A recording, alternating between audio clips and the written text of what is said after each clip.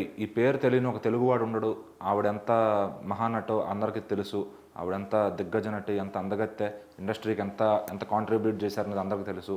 ఆ క్రమంలోనే మరో శ్రీదేవి మన ఇండస్ట్రీలో పుట్టిందని రవితేజ గారు అయితే కామెంట్స్ చేశారు. ఆవిడ ఎవరో కాదు, ఆవిడ కూతురు జాన్వీ కపూర్. జాన్వీ కపూర్ మరో శ్రీదేవి అవుతుందంటే ఎటువంటి సందేహం లేదు అని రవితేజ గారు ఈ మధ్యన ఇంటర్వ్యూస్లో కామెంట్ చేశారు. రవితేజ గారు తాజాగా మిస్టర్ బచ్చన్ అనే సినిమా ప్రమోషన్స్లో బిజీగా ఉన్నారు. ఆ సినిమా ఆగస్టు 15 రిలీజ్ అవబోతుంది. ఆ సినిమా క్రమంలోనే ఒక ఇంటర్వ్యూలో ఆయన చెప్పిన విషయం, శ్రీదేవి తర్వాత మళ్ళీ అంత బ్యూటీని, అంత టాలెంట్ని ఎక్స్ప్రెస్ చేయగలిగే హీరోయిన్ దొరికింది. ఆవిడే జాన్వీ కపూర్. మరో శ్రీదేవి అవుతుందంటంలో ఎటువంటి సందేహం లేదు. ఆల్రెడీ హిందీలో ఎన్నో సినిమాలు చేసి రాణిస్తుంది ఆవిడ. తెలుగు వాళ్ళకి ఆవిడ కొత్తగా అని చెప్పాలి, ఒక అపరిచితురాలని చెప్పాలి. సో నెక్స్ట్ ఫస్ట్ చేయబోతున్న దేవరాతోనే ఆవిడకి ఎంతో పేరు వస్తుంది. జూనియర్ ఎన్టీఆర్ పక్కన జాన్వీ కపూర్ పేరు ఎంతో బాగుంది.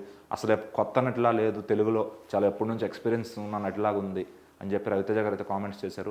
ఆవిడ మరో శ్రీదేవి అవుతుంది అంటంలో ఎటువంటి సందేహం లేదు. మరో సీనియర్ ఎన్టీఆర్ శ్రీదేవి ఎలా కాంబినేషను, అలాగే జూనియర్ ఎన్టీఆర్ మన జాన్వీ కపూర్ అంతే కాంబినేషన్ అవుతారు. అలాగే జాన్వీ కపూర్ గారు ఆవిడ రాబోయే సినిమా రామ్ చరణ్ గారి సినిమాలో కూడా ఆల్రెడీ పాత్ర కొట్టేశారు. సో దేవరా సూపర్ హిట్ అయితే ఆవిడకి ఇంకా తెలుగులో తిరుగుండదనే చెప్పాలి. అలాగే రవితేజ గారు ఈ విధంగా తల్లితో పోల్చి ఆవిడని ఇంత హై ఇవ్వడం ఆవిడకి ఒక ఎనర్జీ అనే చెప్పాలి. అంటే ఇలా ఎవరూ చెప్పరు ఆమెకి.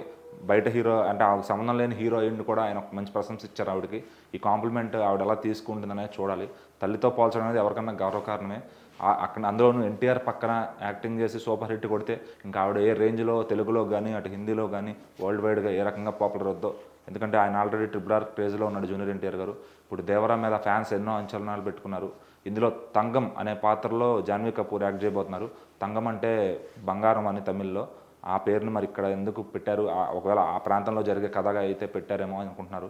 సో ఏదైనా రవితేజ గారు ఇలా అందరిపైన పాజిటివ్గా స్పందించడం, ఆ జాన్వీ కపూర్కి ఆ మంచి ప్రశంసలు ఇవ్వడం తనకెంతో నచ్చే విధంగా ఉంటుందని ఆమె రియాక్షన్ కోసం జనాలు వెయిట్ చేస్తున్నారు.